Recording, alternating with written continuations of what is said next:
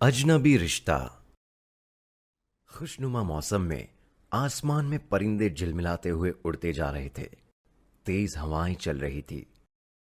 वहीं पास में एक दरिया किनारे महेश और रिया एक दूसरे की बाहों में बाहें डाले हुए एक दूसरे की आंखों में प्रेम भरी निगाहों से घूरे जा रहे थे।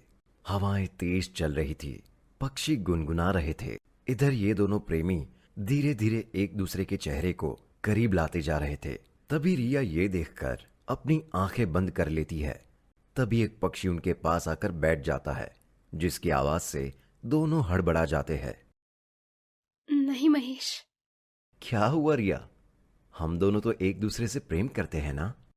इस प्रेम की भी कोई सीमा होती है मेरे हमसफर। अभी तो हम मोहब्बत की पहली सीढ़ियों पर चढ़े हैं। अभी हमारी मोहब्बत का रास्ता बहुत लंबा है। इस रास्ते को ही मैं जल्द खत्म करने जा रहा हूं रिया, कि हम दोनों दो जिस्म एक जान बन सके। ये सुनकर रिया शर्माने लगती है। रिया शर्माते हुए वहां से भाग जाती है और अपने घर आकर अपने कमरे में चली जाती है। लगता है इस चांद की रोशनी को अपने घर का उजाला बनाने का वक्त आ चुका है। तभी महेश भी वहां से अपने घर चला जाता है। इधर रिया अपने कमरे में अकेली बैठी महेश के साथ बिताए उस हसीन लम्हों को याद किए जा रही थी। देखते ही देखते रात हो जाती है। तभी उसे महेश का कॉल आता है।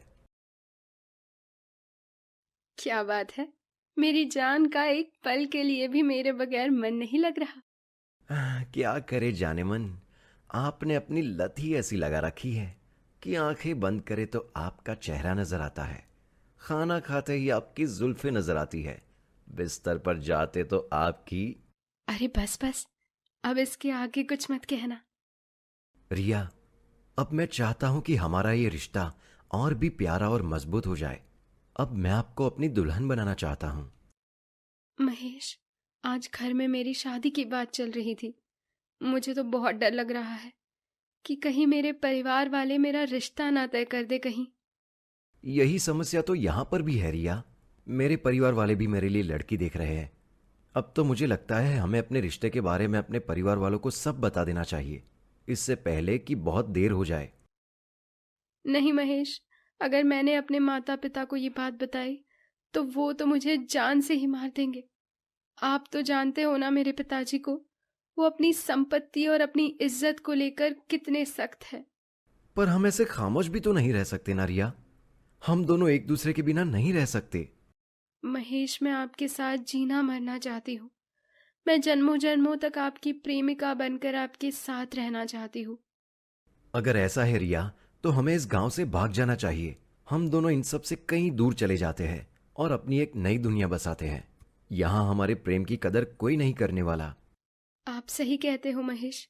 हम कल सवेरे ही चुपके से इस गांव से और अपने परिवार से बहुत दूर चले जाएंगे।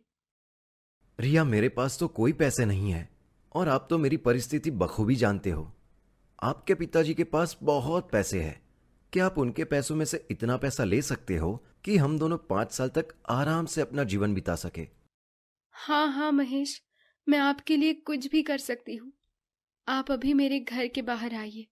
मैं आपको एक बैग में 20 लाख रुपए देती हूँ। आप उसे अपने घर पर ले जाकर रख दीजिए और सवेरे होते ही हम दोनों वो पैसे लेकर यहाँ से कहीं दूर चले जाएंगे। रिया की बात सुनकर महेश आधी रात को रिया के घर के बाहर आता है। तब तक रिया अपने पिताजी की तिजोरी से 20 लाख रुपए एक बैग में निकाल लेती है। वो महेश को पैसों से भरा बैग दे देती है, जिसके बाद महेश वो पैसे लेकर वहां से चला जाता है। अब रिया अपने कमरे में आकर लेट जाती है। देखते ही देखते सवेरा हो जाता है। तभी सबके उठने से पहले रिया चुपके से अपने घर के बाहर निकल जाती है और महेश के घर जाती है। पर वहां का नजारा देखकर उसकी आंखें फटी की फटी रह जाती है।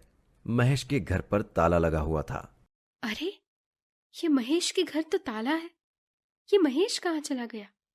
रिया वहीं आसपास देखने लगती है, पर उसे महेश कहीं नहीं दिखाई देता।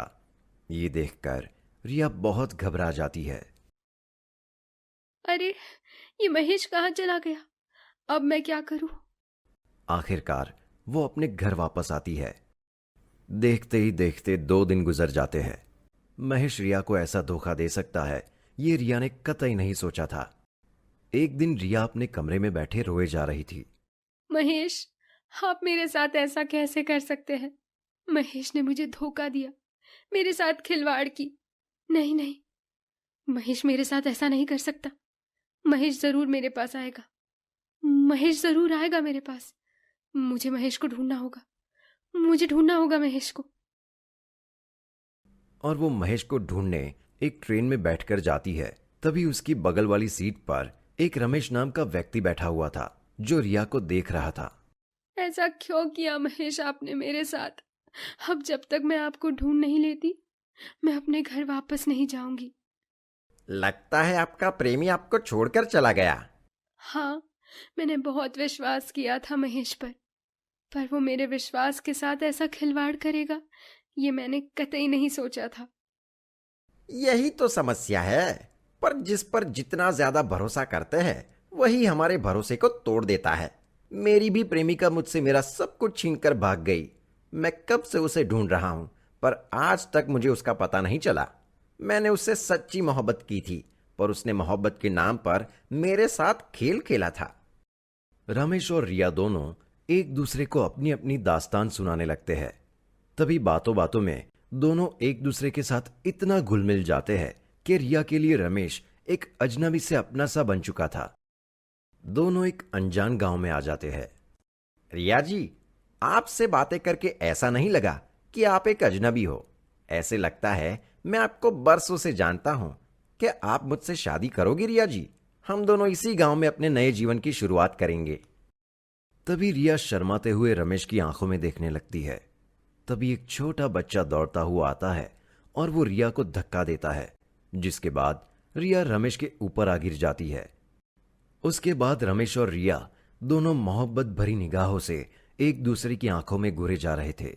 ये रोमांटिक सीन के बाद दोनों को एक दूसरे से प्रेम हो जाता है और वो दोनों उसी गांव में एक घर लेकर शादी कर लेते हैं और खुशी खुशी अपना जीवन बिताने लगते हैं।